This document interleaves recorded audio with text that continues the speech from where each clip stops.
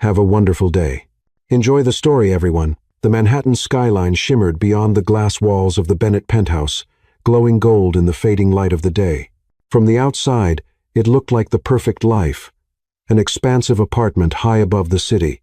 A marriage between a brilliant billionaire and a poised, beautiful woman.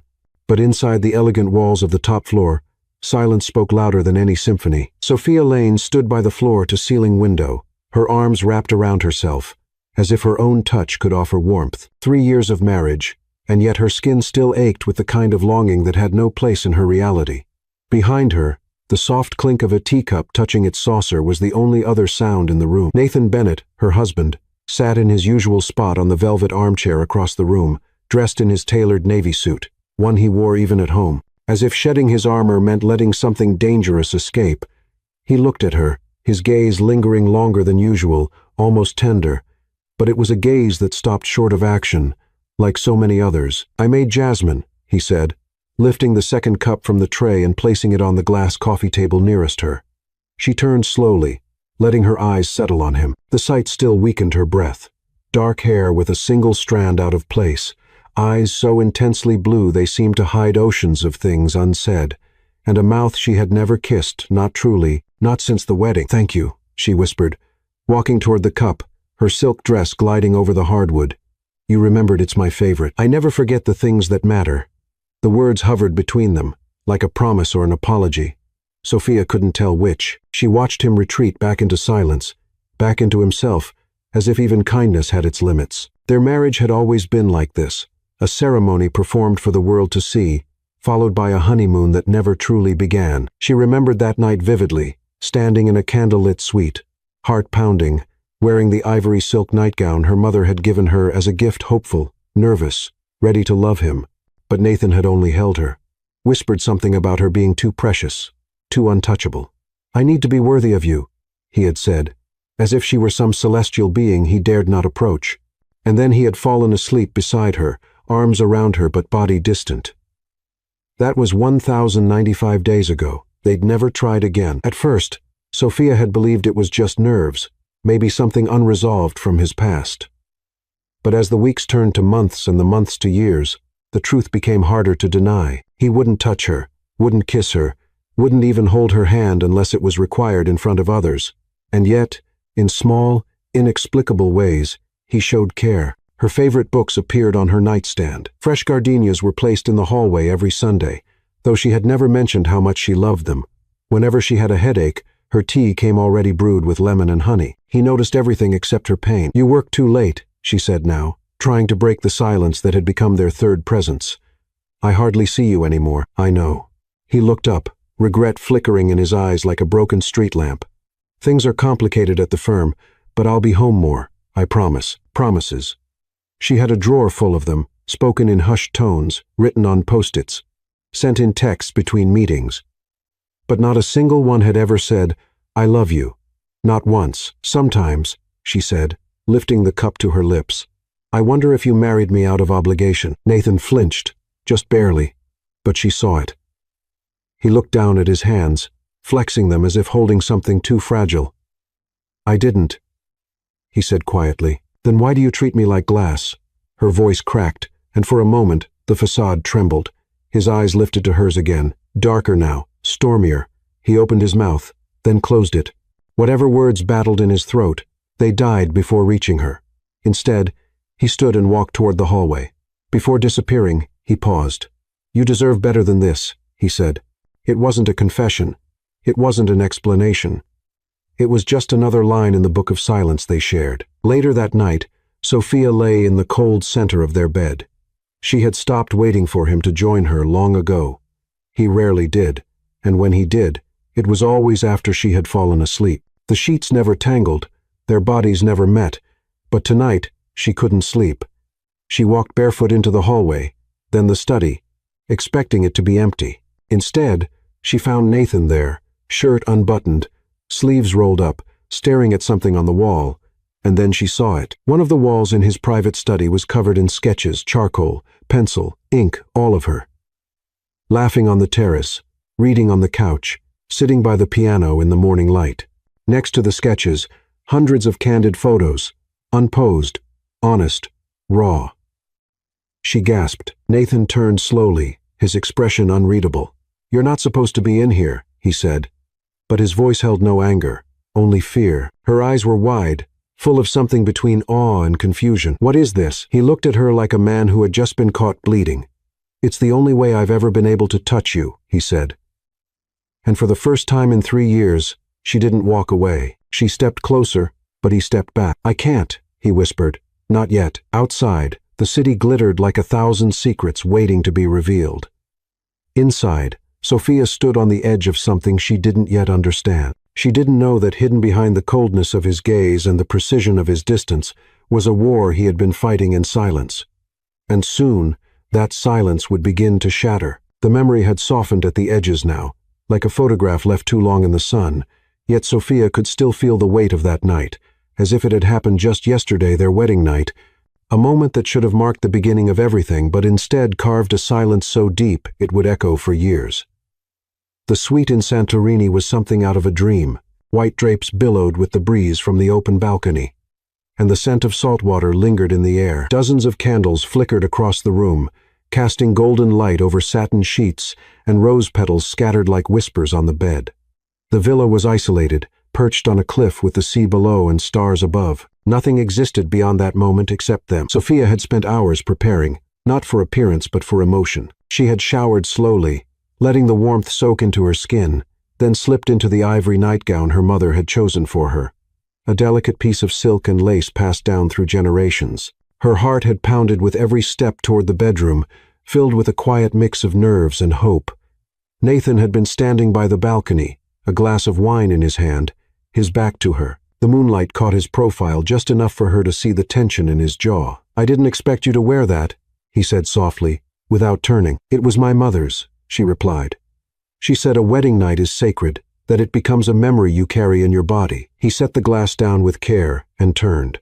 His eyes met hers, and something in them shifted, not desire, not fear, something else, something tortured. She took slow steps toward him, and he didn't move.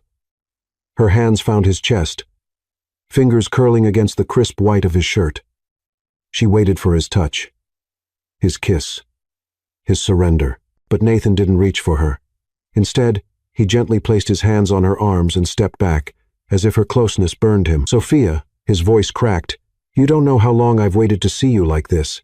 You're breathtaking." "Then come closer," she whispered. "Please." But he shook his head, almost imperceptibly. "You're too precious. I can't. Not like this. Not yet." Her brows furrowed. Because of nerves? Because of expectations? He didn't answer. "Nathan," she said again, quieter now, "we're married." "I know. Then what are we waiting for?" He looked away, toward the sea. "For me to deserve you." She wanted to scream or cry or vanish into the breeze that danced through the curtains, but she didn't. Instead, she reached for his hand and held it. His fingers trembled against hers. "Whatever it is," she whispered, "we'll face it together." And for a moment, it felt like he believed her. That night, he didn't make love to her. He didn't even kiss her lips. He undressed only enough to hold her in his arms, and she rested her head on his chest, listening to the ache in his heartbeat. He whispered things in the dark, half-confessions, half-prayers, that she was the only light he'd ever known, that her laughter was the only sound that made him forget the noise in his head, that loving her terrified him more than death. She fell asleep that night in his arms, thinking, tomorrow he'll be ready. But tomorrow never came. The days that followed were filled with polite smiles and polite space. Nathan became even more meticulous, arranging romantic dinners she didn't ask for, planning trips she never took, sending her flowers every Monday without fail. But he never touched her again. She waited the first week, then the second. A month passed, then 2, until the waiting became routine, and her longing turned into quiet grief. She didn't tell anyone, not even her best friend. The world saw their photos and called them the perfect couple. Magazine covers praised their elegance, their privacy, their love story. But only Sophia knew the truth, that she shared her life with a man who adored her from a distance he refused to cross. And so the mourning began, not for a man lost, but for a closeness denied. She mourned every time she walked out of the shower and found the bathroom mirror fogged with poems he wrote and wiped away before she could read them. She mourned each night she woke to find him watching her sleep, only for him to pretend he was reading when she opened her eyes. And she mourned most of all for the wedding night that never was, the night that lived like a ghost in their bed. Sometimes, Sophia would run her fingers over the silk nightgown, still folded neatly in the top drawer. She never wore it again.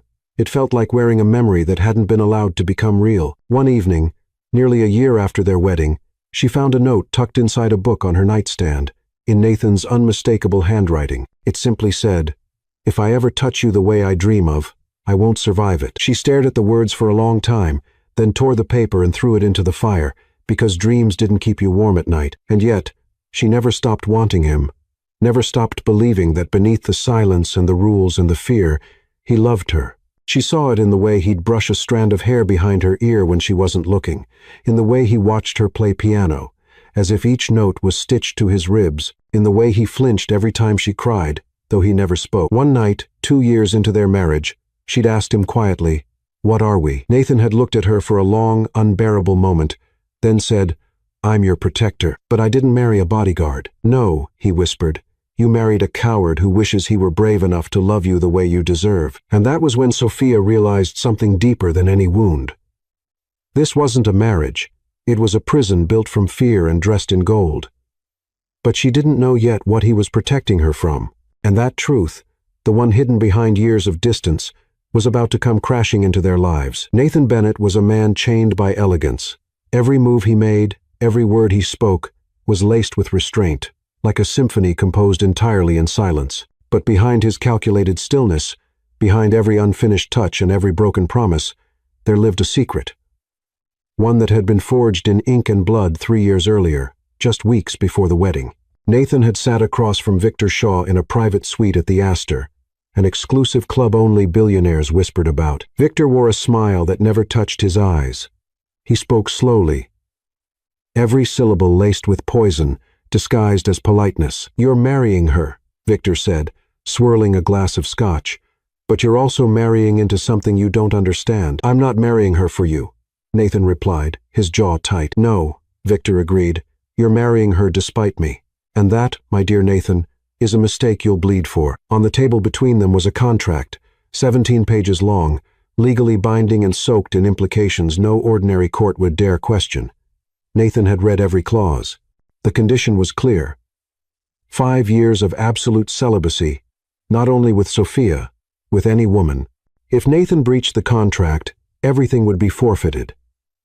His shares, his investments, his estates, his name, and Sophia. In black and white, it stated, "Upon breach, full legal control of shared marital assets and spousal guardianship shall be transferred to Victor Shaw." Guardianship, as if Sophia were a piece of property, a clause built on centuries-old legal loopholes buried deep within the trust funds that protected old money dynasties. Nathan had wanted to burn it, tear it apart. But Victor had leaned in then, eyes gleaming like a vulture's, and dropped the final nail. "You saw what happened to Eleanor. You remember her, don't you? Eleanor Brooks, Nathan's ex-fiancée, gentle, artistic, pregnant. She had died in a car accident 2 months after Nathan ended things, but no part of him believed it was accidental." "You're threatening her," Nathan growled. "I'm protecting my legacy," Victor replied. "Just like you'll protect yours if you sign." Nathan had signed. He had signed because Victor owned the shadows Nathan once escaped from. Because somewhere in that maze of bloodlines, secrets, and power plays, Victor Shaw held a darkness Nathan couldn't yet destroy. And Sophia, radiant Sophia, had no idea she was walking into a marriage that had been cursed before it began. Now, years later, Nathan sat alone in his study, staring at that same contract. The edges were worn, smudged with fingerprints and rage. The ink was fading, but its power remained sharp as ever. He had built walls of silence between himself and the woman he loved, not out of pride, but out of desperation. Every step he took closer to Sophia was a step toward losing her forever. What kind of man trades his own touch for the safety of the woman he loves? The kind who's seen what Victor does to women who disobey. The kind who holds his desire like a loaded weapon. And Sophia, she had no idea, but she was beginning to question everything. That morning, she had noticed the padlock on the lower drawer of Nathan's desk, the one he always kept closed, even when everything else was open to her. And for the first time, she tried the keys. They didn't fit. She had knocked on the door as Nathan shaved in the bathroom. "There's a drawer in your office I've never seen open," she said casually. "What's inside?" "A contract," he said, too quickly. "For what?" "Business." She nodded, pretending to believe him, but her heart told a different story, one that pulsed louder with each passing day, because nothing in their marriage made sense. Why marry her at all if he didn't want her body? Why hold her at night like a treasure, then never claim her as his? Why cry out her name in sleep, only to go cold by morning? Why this ache between them, so full of devotion and denial? Later that week, Sophia returned from an art exhibit and found Nathan asleep on the couch, one hand resting on a book of poems she hadn't seen before.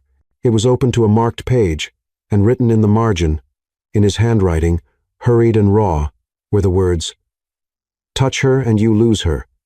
Keep her and lose yourself." She stared at the ink for what felt like hours. When he woke up, she didn't mention it. But something inside her began to unravel. The questions she had buried were now clawing their way to the surface, and Nathan could feel it. One evening, while they were dining under the stars on the penthouse terrace, she finally asked, "Did you marry me to protect me?" His fork froze in midair, his throat tightened, but he didn't look away. "Yes," her voice trembled. "From what?" And this time, he didn't answer. Because how do you tell the woman you love that a man wants to own her like a trophy, that your touch could trigger a storm of destruction planned years in advance, that her very safety depends on your own misery? The curse wasn't in their stars, it was in their signatures. And Nathan knew the closer they got, the louder the trap would click shut. But what he didn't know, what neither of them saw coming, was that someone else was watching.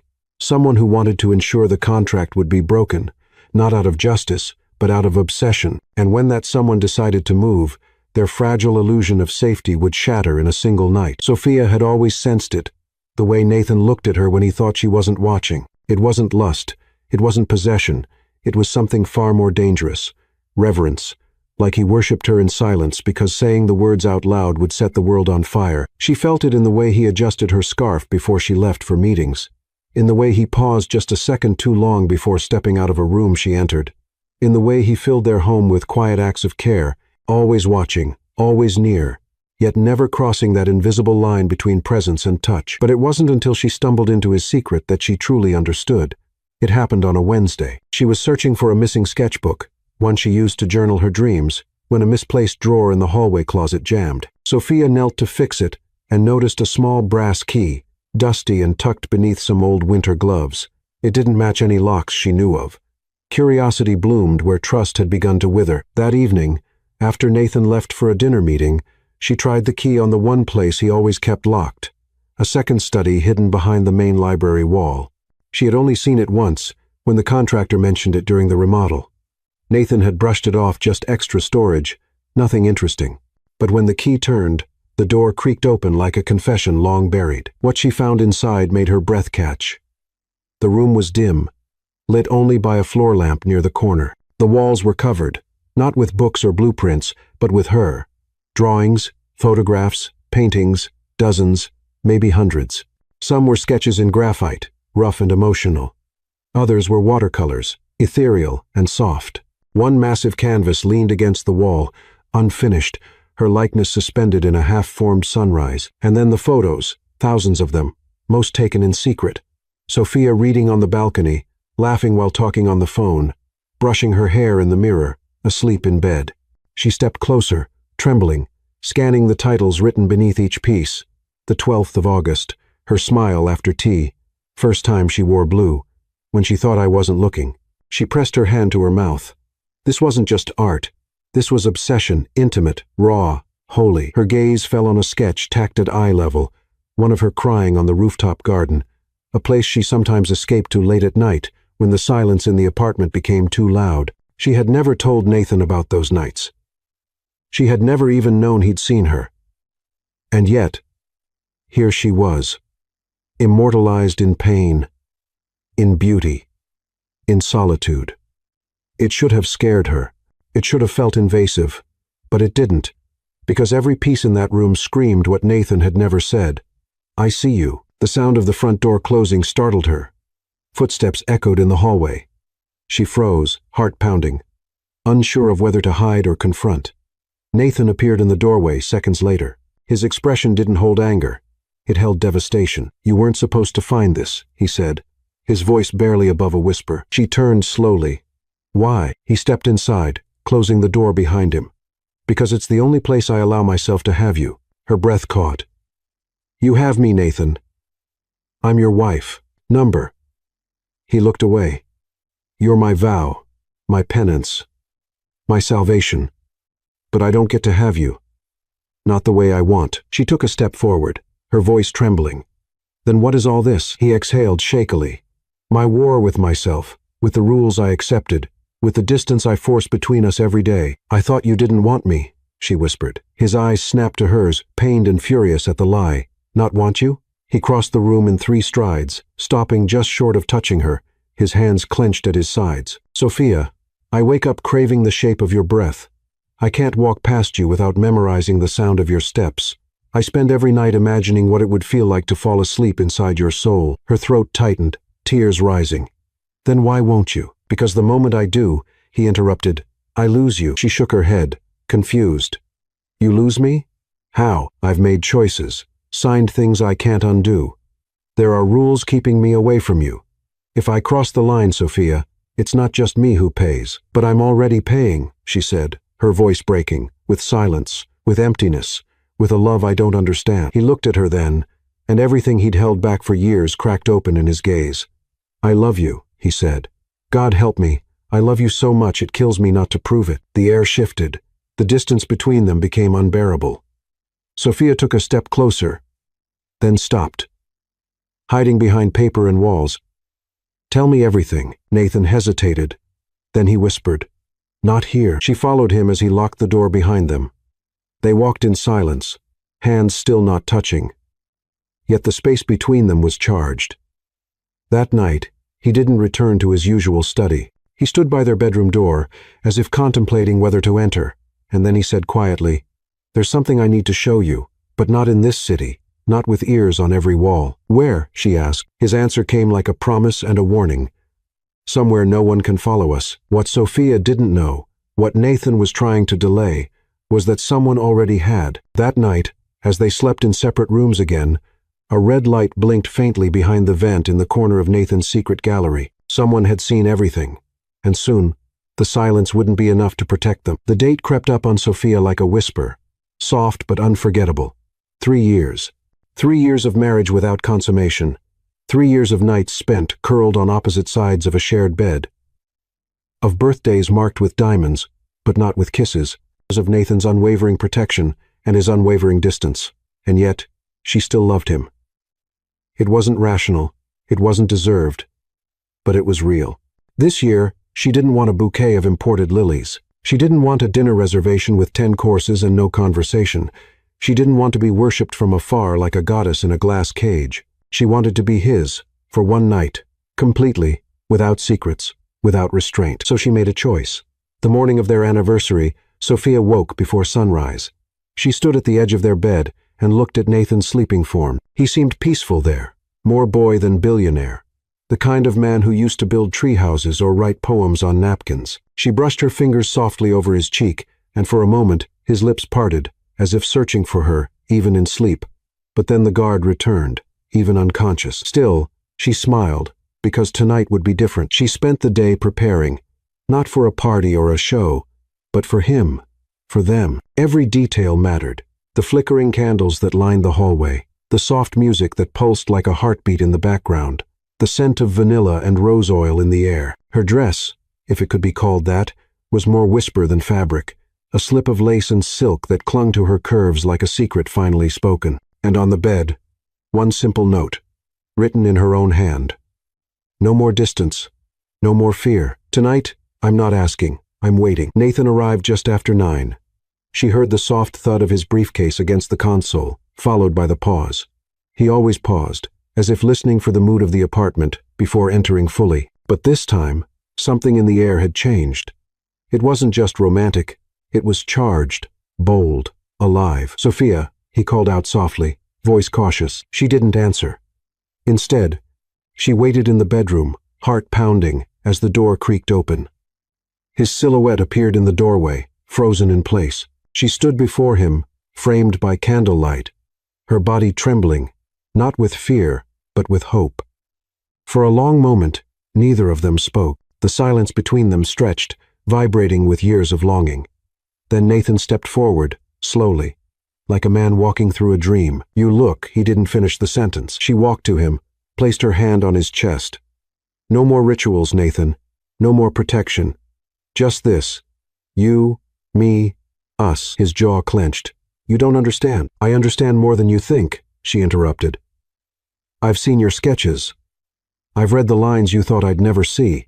I've watched you suffer silently, believing that pushing me away keeps me safe. But Nathan, what if loving me is the only thing that can save you?" He looked at her then, truly looked, as if everything he'd buried behind years of silence was crashing into the surface. "I've wanted you," he said hoarsely, "every day, every hour. Do you understand what it's cost me not to touch you?" "Then don't pay any more," she whispered. "Take what's already yours." And with that, her lips brushed his. It wasn't a kiss. Not yet. Just a breath shared, a barrier broken. She felt him shudder beneath her touch, his hands hovering at her waist, like he was afraid she might disappear. And just as he finally leaned in, a soft beep echoed from the corner of the room. Nathan froze. "Don't move," he whispered. He crossed the room in 4 strides, opened a panel hidden behind the painting. A small screen blinked red. Surveillance alert. Encrypted. Someone had hacked into their home system. A second later, a message flashed across the monitor. "She's not safe. I warned you." Nathan's face drained of color. Sophia stood in the doorway, half-dressed in lace, heart sinking fast. "What is that?" He didn't answer. Instead, he pulled her into his arms, but not with desire this time, with urgency. He grabbed a bag from under the bed, one she didn't even know existed, already packed. "Nathan, what's happening? We're being watched." Her blood went cold. By who? By someone who knows the terms. Someone who wants the contract broken. He scanned the corners of the room, then the ceiling, then the hallway. "We have to go. Now." She didn't argue. There was something in his tone she'd never heard before, not just fear, but fury. They left through the service elevator, Sophia still barefoot, wrapped in a trench coat Nathan had thrown over her shoulders. The streets of Manhattan were buzzing as always. But to Sophia, everything felt unreal, like the world had tilted sideways. They entered a black car already waiting by the back alley. The driver didn't speak. Nathan gave no directions. For over an hour, they drove in silence, city lights blurring behind tinted glass. Sophia held his hand the entire time, and for once, he didn't pull away. "I don't understand," she finally whispered. "Why now?" "Because someone wants you taken from me," he said darkly, "and they were waiting for me to get close enough to give them the reason." And in that moment, she realized the truth. This wasn't just about a marriage. It was about war. A war Nathan had fought alone for years. And tonight, on their anniversary, they had finally crossed the line between safety and exposure. They didn't sleep that night. The safe house was hidden inside a former artist's loft in Brooklyn, buried behind layers of false leases and shell companies, one of Nathan's many secret investments. The building looked abandoned from the outside. Inside, it was a fortress. Sophia sat on the worn leather sofa, a blanket over her shoulders, her hair still damp from the rain. She didn't ask how he knew where to go or why the security panels responded to his fingerprints like muscle memory. She just watched. Nathan moved with precision. He checked the blinds, swept the rooms, disabled all Wi-Fi signals, and activated a private satellite line. His body spoke a language of habit and high alert, like he had done this before. Like he wasn't just a billionaire, but something far more dangerous. At 3 a.m., he finally sat down beside her, but the silence between them was heavier than ever. "Nathan," she began softly, "what aren't you telling me?" He looked at her, and for the first time, his armor cracked fully. "They know," he said. "Whoever's watching, they've been inside the apartment, probably more than once. Cameras. Audio. They were waiting for the moment I'd break the contract." Her eyes widened. "But you didn't." "I touched your lips." He ran a hand through his hair. "That's enough for them." She stared at him, stunned. "That's all it takes? A kiss?" "It's not about the kiss," he said. "It's about control. The contract is just a leash. What they want is to punish me for loving you." She couldn't breathe. "Who's behind this?" "Victor." Nathan nodded. "And he's not alone." Before she could press further, the building's emergency lights flickered. A A beat later, they heard the unmistakable sound of a window shattering. Sophia's heart slammed into her ribs. Nathan was already on his feet. "Go to the panic room," he ordered. "Back hallway. Code is 4786. What about you? I'll meet you there." "Nathan, go." She ran. Behind her, she heard footsteps, voices, a crash, then silence. Inside the panic room, small, dark, lined with soundproof steel, Sophia tried to slow her breathing. Her fingers trembled as she entered the code. The door sealed behind her with a hiss. She waited. Minutes stretched. No sound. Then the door opened again. Nathan appeared, shirt torn, lip bleeding, eyes burning. He slammed the door shut behind him and activated lockdown. "We have to disappear," he said breathlessly. "Tonight." "Disappear?" she echoed. He nodded. "No more penthouse, no more Bennett Enterprises, no more traceable lives. If we stay above ground, they'll take you." "I don't care about the money," she said. "I do," he replied, "because he does. And if we strip me of value, Victor has no use for you." "What does that mean?" He looked at her and said the words like a knife. "He doesn't want you. He wants to own you, like he did Eleanor." The name hit her like cold water. "I thought she was your ex-fiancée," Sophia whispered. "She was, and she died in a car crash." "She was pushed," Nathan said, voice hollow, "not by Victor's hand, but by his will." Sophia felt like the floor was vanishing beneath her feet. "You think he'll kill me too?" "I know he will, if it gives him control." They stared at each other, breathless, like two souls standing at the edge of the same cliff. "I should have told you," Nathan said finally, "about the contract. About him. But I thought, if I could just hold out, if I could protect you long enough, we could have forever." Tears filled her eyes, and now he stepped closer, cupped her face with trembling hands. "Now I'm done protecting you with silence. We fight." She nodded slowly, as if something ancient inside her had awakened. "Then let's make him regret ever touching our lives." He smiled for the first time in days, small, broken, real. "I hoped you'd say that." The next 72 hours passed in motion. They moved between safe locations, burner phones, aliases. Nathan contacted people Sophia had never heard of, tech experts, ex-intelligence agents, legal mercenaries. Each conversation brought them closer to the core of Victor's empire and to the truth behind the contract's creation. Along the way, something shifted between them. Maybe it was the adrenaline, maybe it was the truth finally flooding the cracks between them, but for the first time in 3 years, Sophia and Nathan began to live in the same moment. No more unspoken barriers, no more calculated space. One night, after a narrow escape in Boston, they slept in the same bed, fully clothed but entwined. Her head on his chest, his fingers tangled in her hair. No secrets, no fear, just breath, just being. And for the first time, Sophia whispered what she had always known. "I've never stopped loving you." Nathan pulled her closer. "And I've never started loving anyone but you." But the world outside wasn't finished testing them, because just as they found safety in each other, another message came through, this one handwritten, hand-delivered, and left on the windshield of their stolen car. 5 words. "You're running out of time." The Caribbean sun shimmered over the horizon, casting golden reflections on the still waters of the Virgin Islands. But Sophia barely noticed the view. Her gaze was fixed on Nathan, who stood barefoot on the deck of the private yacht, arms folded, eyes distant. They hadn't spoken much since arriving. This was supposed to be their moment of peace, off-grid, untraceable, finally alone, but instead of bringing clarity, the beauty around them only seemed to magnify the weight pressing between them. "I didn't bring you here to escape," Nathan said finally, his voice low and rough. "I brought you here to tell you everything." Sophia's heart tightened. She followed him below deck, where the yacht's interior was warm with mahogany and muted light. Nathan reached into a safe embedded in the wall and pulled out a black leather folder. He handed it to her, like someone surrendering a weapon. "This is the contract," he said, "the one I signed before we were married." She opened it slowly. Legal language, dense paragraphs, cold, brutal terms. She skimmed until one clause caught her eye, highlighted, annotated, and marked with a date 2 days before their wedding. In the event of physical intimacy with any woman during the contract period, all Bennett-owned assets, holdings, and guardianship privileges, including marital rights, shall be transferred in full to Victor Shaw or his appointed representative. Her blood ran cold. "Guardianship," she whispered, "like I'm property." He sat down, suddenly looking 10 years older. "That clause was inserted when Victor learned I was marrying you. It was meant to be a leash, If I break the contract, I lose everything.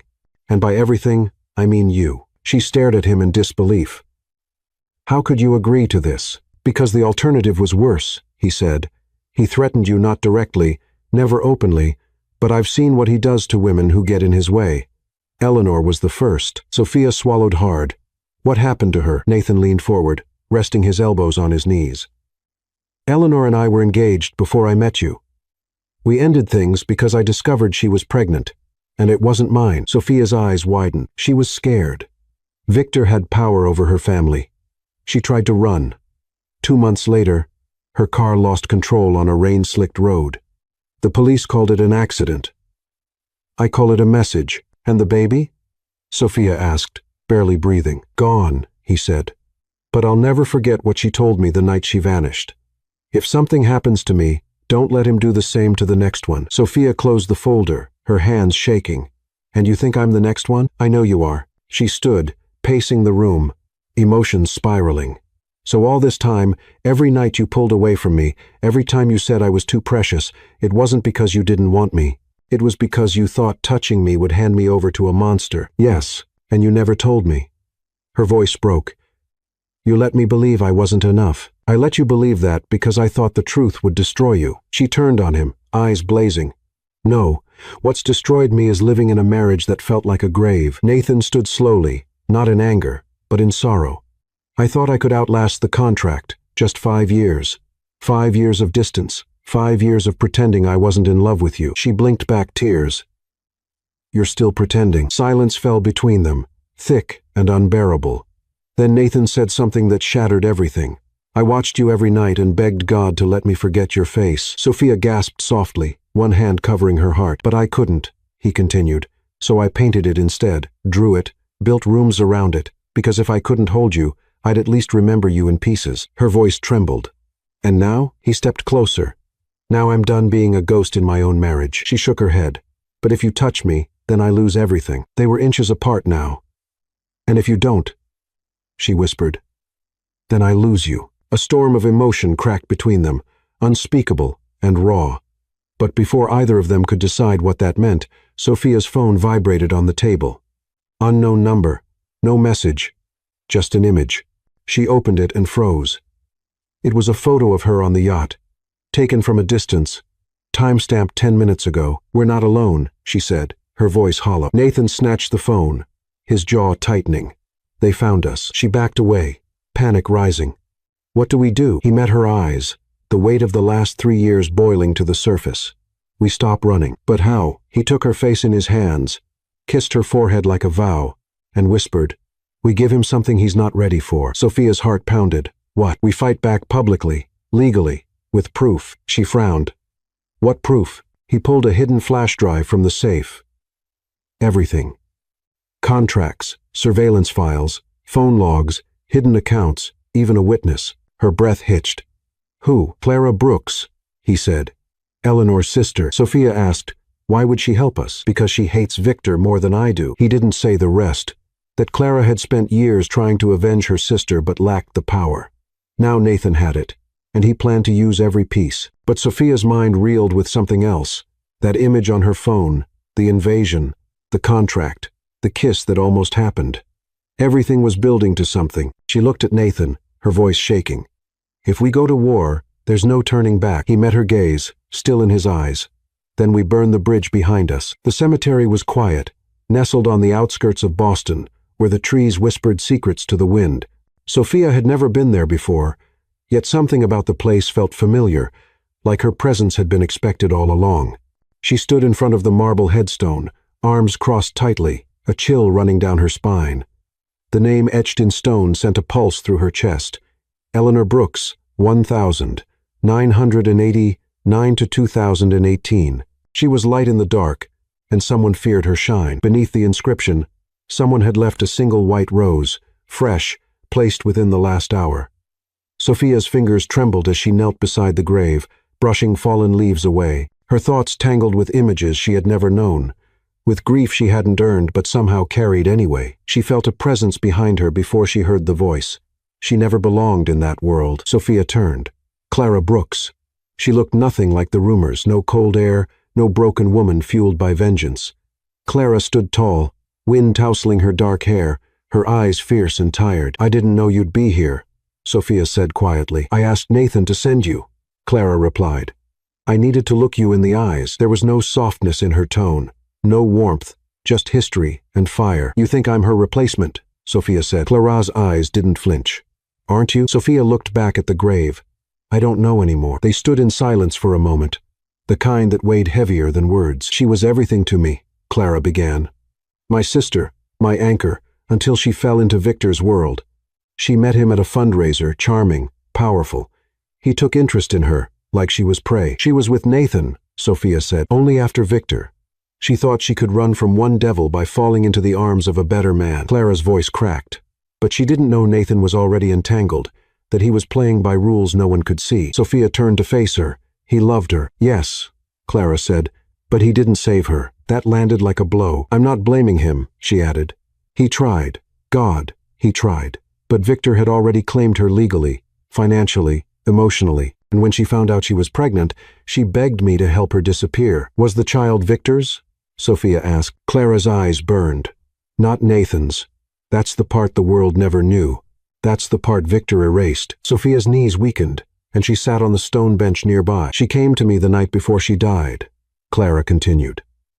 "She was shaking," said Victor knew, that he'd kill her rather than let the secret come out. She was right. Sophia swallowed hard. "The car accident? Sabotaged," Clara said. "The brakes failed, but by the time the police got to it, the evidence had vanished." "Why didn't you tell anyone?" Clara looked up at the sky, bitterness thick in her breath. "Because I tried, and every time I spoke up, I was silenced. My accounts frozen, my name blacklisted. Victor has hands in law, politics, media. I couldn't prove anything, and eventually, I stopped trying. And Nathan, he broke," she said simply. "He disappeared for a year, came back with cold eyes and more money than I thought possible. That's when I knew he'd made a deal." Sophia closed her eyes. "The contract," she murmured. Clara nodded. "It wasn't just to protect himself. It was to ensure what happened to Eleanor wouldn't happen again." Sophia felt like she was sinking into a past she didn't live, but had been living under all along. "You hate me," she said quietly. Clara didn't deny it. "I don't know you," she said. "But every time I look at you, I see what she never got a second chance. I didn't ask for this." "No," Clara agreed, "but you survived it." There was something in her voice, something like reluctant respect. "Why did you finally agree to help Nathan?" Sophia asked. "Because he's not asking to run anymore. He's asking to burn the system that built men like Victor. And he can't do it without you." Sophia stood again, her hands clenched at her sides. "I'm not Eleanor," she said. Clara tilted her head. "Then don't like she did." They stared at each other, and something passed between them, an understanding sealed not by forgiveness, but by shared grief. Clara turned to leave, but before she walked away, she said one last thing. "Be careful. Victor's not afraid of killing, but he's terrified of losing control. And right now, you're the one thing he can't own." Back at the safe house, Sophia walked in to find Nathan on the phone, pacing. He looked up, eyes scanning her face. "What did she tell you?" "Everything," Sophia said. He hung up without a word and came to her. "I'm sorry." She shook her head. "No more apologies." "Then what do you want?" he asked, voice cracking. She stepped close. "A plan." He blinked. "A plan? We finish what Eleanor started. We bring him down, and we make sure no one ever signs a contract like that again." He stared at her, equal parts awe and fear. "I don't want to lose you," he whispered. "You already did," she replied. "Now you have to earn me back." Nathan's mouth parted, breath caught in his throat, and Sophia, for the first time, stepped past the fear and kissed his cheek. "I'm not your ghost, Nathan. I'm your storm." But storms don't go unnoticed. And as they embraced, finally aligned, finally ready, across town, Victor Shaw was watching the same cemetery from his car, from behind tinted glass. And in his hand, he held a photograph of Sophia Lane and a lighter. It happened in seconds. One moment, Sophia was stepping out of the hotel in Geneva after a meeting with a potential whistleblower. The next, the world around her turned black. The last thing she remembered was the sting of something sharp in her neck and the sound of tires screeching against cobblestone. Then darkness. When she woke, the air was sterile and cold, a clinical white ceiling above her. Her wrists were restrained to a hospital bed, tubes in her arms, electrodes on her temples, and a woman with a clipboard stood at her side, smiling like a nurse from a horror film. "Good morning, Mrs. Bennett," she said in a voice that sent chills across Sophia's skin. "I'm Dr. Lily Hart. I'll be facilitating your transition." "Where am I?" Sophia whispered, throat dry and raw. "You're safe," Lily replied smoothly, "and soon you'll be obedient." Sophia tried to sit up. The restraints cut into her skin. "You can scream if you like," the woman added, scribbling something down. "No one will hear, and honestly, it won't change the outcome." Fear wrapped itself around Sophia's chest like a vice. "Nathan will find me." "Oh, he's quite aware," Lily said, her smile never faltering. "He's watching." The lights dimmed. A monitor on the wall flickered to life. And there he was, Nathan, locked in a separate stark white room, his face pale, his fists bloodied from slamming against the glass, his voice muted but his mouth clearly screaming her name. Sophia's heart shattered. "What do you want?" she demanded. Dr. Hart looked amused. "I want compliance, peace, control. You see, your husband made a promise, a contract. He violated that promise, and now consequences must follow." "I'm not a consequence," Sophia growled. "But you are," she replied. "Your leverage." Over the next hours, days, she couldn't tell Sophia endured sessions meant to recondition her. Drugs designed to suppress memory. Flashes of blinding light. Looped recordings of Victor's voice telling her Nathan had abandoned her. "You are property now," the message repeated. "You were purchased. You were failed." She fought it. Even when the drugs burned her veins, even when the nurse forced her to say Nathan's name and then shocked her for it, even when they paralyzed her body and made her watch recordings of her wedding played in reverse, like undoing the vows, even when they fed her lies.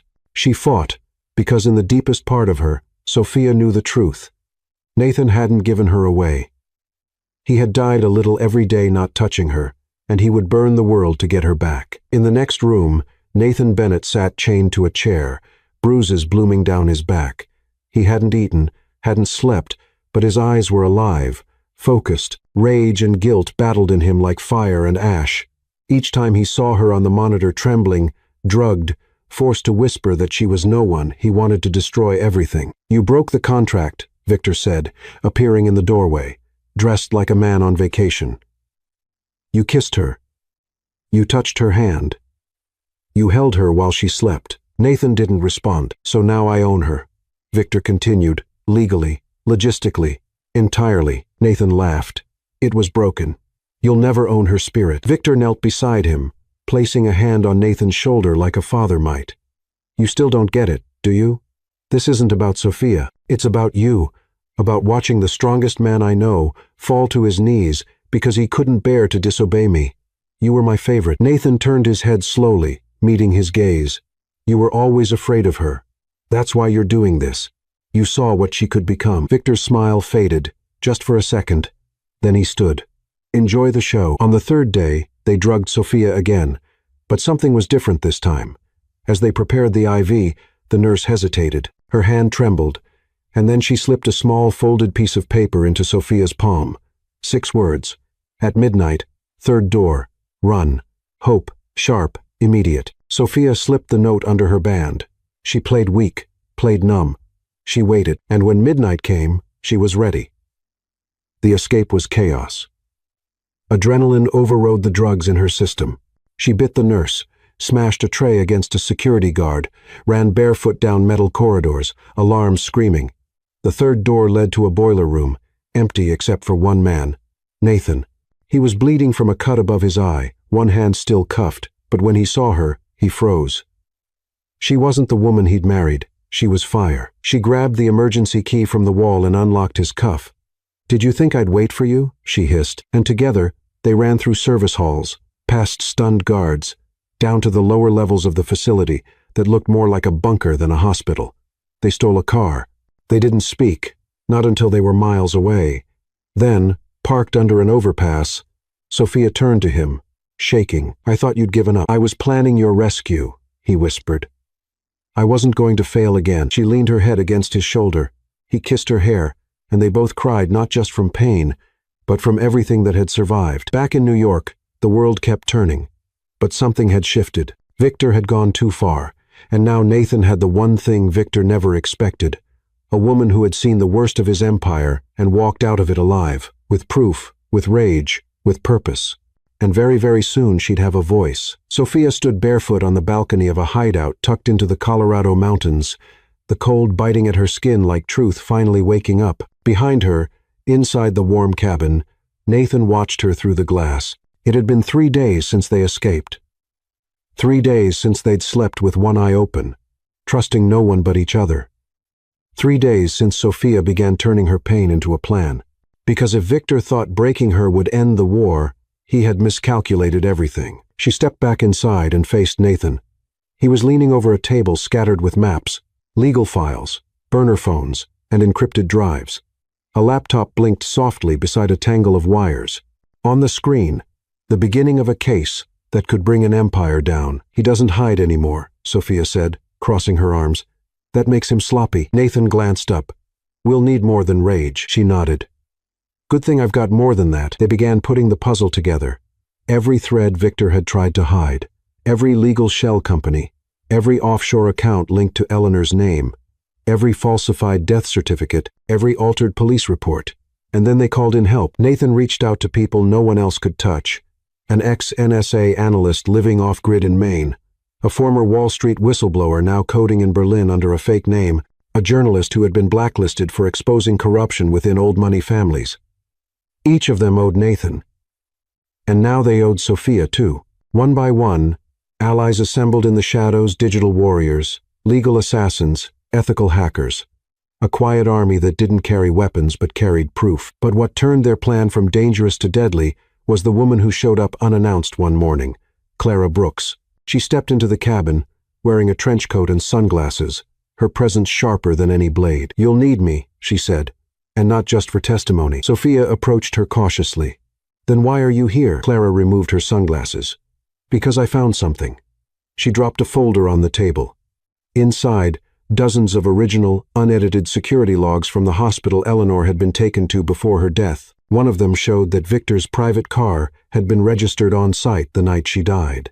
And another, more damning, revealed that Victor had personally funded the hospital's renovations the month before Eleanor's admission. "I never stopped digging," Clara said. "I just stopped hoping someone would care." Nathan looked at the documents, eyes narrowing.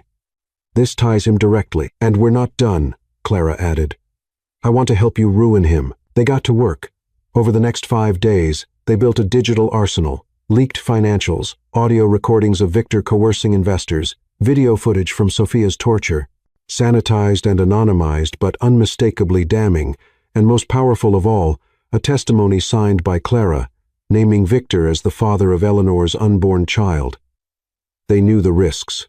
If the information was leaked all at once, Victor would deny it, spin it, bury it. So they made a decision. They would destroy him in public, not just in the media, not just in court, but in front of the same people who once toasted him with champagne. Sophia proposed the location: the Children's Hospital Gala in New York, an event Victor chaired every year, a fundraiser streamed live, broadcast in real time to social media and national networks, a place he'd feel untouchable. "Poetic," Nathan said. "Necessary," Sophia replied. They prepared a presentation, disguised as a donation reveal, embedded within it a bomb of truth. Sophia would take the stage under the pretense of honoring Eleanor's legacy, and from there, they would light the fuse. "Do you think he'll come?" Clara asked. Nathan answered. Victor's ego wouldn't let him stay away. Sophia looked around the room. Everyone had risked something, but no one had risked more than her. And yet, she didn't feel afraid anymore. "I want to be the one to press play," she said. Nathan stepped beside her, took her hand. "You've already pressed something bigger," he said softly. "You made me believe again." That night, before they left for New York, Sophia sat alone by the fire, holding the flash drive like a prayer. She didn't know what tomorrow would bring, but she knew this: she had been drugged, broken, manipulated, and silenced. Now she would be heard, and Victor Shaw would never see it coming. The courtroom was packed, every seat occupied, every corner buzzing with reporters, camera crews, and silent whispers that carried centuries of secrets. The trial of Victor Shaw had become a media frenzy, not because of his money, but because of the allegations no one could believe he'd let surface: fraud, coercion, contractual abuse. tampering with evidence, unlawful guardianship, and, beneath it all, the death of Eleanor Brooks. Sophia stood beside Nathan at the plaintiff's table, wearing black, not as a symbol of mourning, but of power. Her gaze didn't falter not when Victor entered the room, smirking, not when his lawyers tried to shake her during pre-trial arguments, not when her hands trembled under the desk. She had survived him. Now she would bury him. The judge entered. Proceedings began. First came the financials. Hackers from Nathan's covert team had traced embezzled charity funds, bribes to public officials, and silent acquisitions of media groups used to suppress scandals. Then came the contract. Nathan testified, reading from the original document, his voice unwavering. I was coerced into signing an agreement under the pretense of protecting the woman I loved. It contained a clause that violated every principle of human dignity, one that transferred legal guardianship of my wife to Mr. Shaw if I touched her. Murmurs filled the room. The judge silenced them with a stern gavel. Sophia stood next. I was never told about the contract, she said calmly. I believed my husband didn't desire me. For years, I lived in emotional isolation, unaware that I was being treated as a commodity. She turned toward Victor. I am not a signature. I am not a clause. I am not a consequence. Then came the footage, edited for court, distilled to the clearest violations. Scenes of Sophia's captivity, her sedation, her isolation. Doctor, Lily Hart's voice echoed through the screen. Your husband can't help you. You are owned now. Gasps, audible disgust. And finally, Clara Brooks. She took the stand like a storm in human form. I was told my sister died in a car crash. I believed it until I found receipts, signed waivers, emails, surveillance footage. She didn't crash. She was silenced. She paused, and I stayed quiet until now. Clara's hands trembled as she held up Eleanor's journal, found years later in a storage locker registered to a fake name. Inside, pages filled with fear, with love, with warnings. She was pregnant, and Victor was the father. She tried to escape, and he made sure she didn't. Then she turned toward Victor, her voice still. You tried to erase her, but now the world knows her name. Eleanor Brooks. Over and over, her name rang through the room. By mid-afternoon, Victor's composure began to crack. He whispered furiously to his lawyers, scoffed at witnesses, rolled his eyes at Sophia's account of their surveillance-ridden marriage. But it was Nathan's final statement that shattered the last mask. Nathan walked slowly to the center of the room, stood before the judge, and said, I gave up my right to touch the woman I love because I believed it would keep her alive. But love is not protection if it requires fear, and silence is not loyalty if it means losing yourself. He turned to Victor. You didn't just try to control me. You tried to rewrite the meaning of love. And now, you'll answer for it. The judge looked over her glasses. Defense, do you wish to respond? Victor stood, and then, without warning, he lunged. He pulled a letter opener from his suit jacket, small, silver, sharp. Sophia barely had time to react before Nathan stepped in front of her, shielding her. Court officers tackled Victor to the floor, pinning him down as he screamed, She was mine! You broke the deal! The court erupted into chaos. The judge pounded her gavel. Order! Victor's face twisted in rage as he was cuffed, dragged from the room like an animal unmasked. And Sophia, she didn't look away, because fear didn't own her anymore. Hours later, the final ruling came down. The judge declared the contract void, all assets frozen, Victor Shaw remanded into federal custody with no possibility of bail. A full investigation into his network launched immediately. And Nathan and Sophia free, finally, completely, irrevocably free. As they stepped out of the courthouse, the flash of cameras exploded around them. But they didn't pause. They didn't speak. They just held each other, truly, fully. For the first time in public, no masks, no distance, no contract, just breath, just love. And as the city roared around them, Sophia whispered into Nathan's ear, It's over. But Nathan smiled softly. No, he said, it's just beginning. The ocean stretched endlessly before them, a canvas of silver and blue melting into the horizon in Malibu. The air tasted different, clean, quiet, warm, in a way that had nothing to do with temperature. It was peace. Sophia stood barefoot on the balcony of their new home, sunlight painting her skin in gold. The beach whispered below, waves rising and falling like a breath that had waited 3 years to be exhaled. Inside, The house was full of windows, light, and finally, touch. Nathan stepped out behind her, arms circling her waist from behind.